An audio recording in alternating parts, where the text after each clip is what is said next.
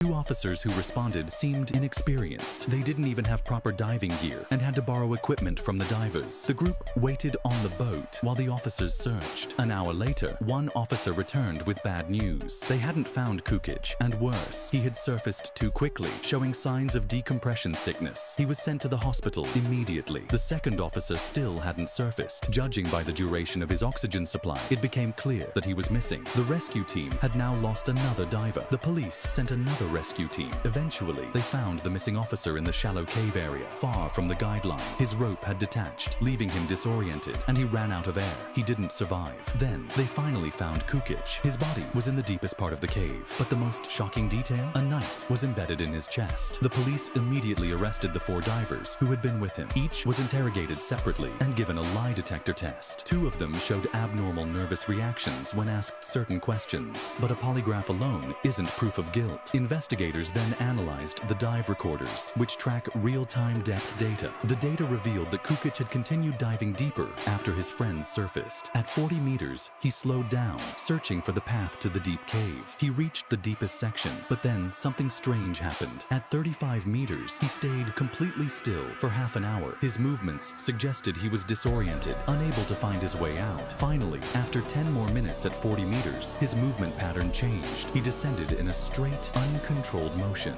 His data was drastically different from his friends. They had surfaced together. This ruled them out as suspects. What about the person who stayed on the boat? He had no dive recorder data, but an investigation found no signs of equipment use. Without a proper dive setup, it would have been impossible for him to dive deep enough to reach Kukic. Some suspected foul play. Perhaps someone tampered with the dive recorder, but forensic analysis confirmed that the device was intact and untouched. Then came the final, most chilling conclusion. The forensic report showed that the angle and depth of the knife wound were consistent with self-inflicted injuries. Trapped in the depths of the cave, running out of air, Kukic likely realized he wasn't going to make it out alive. Faced with suffocation and panic, he made a devastating decision to end his suffering on his own terms. This case remains one of the most tragic and mysterious diving incidents in history.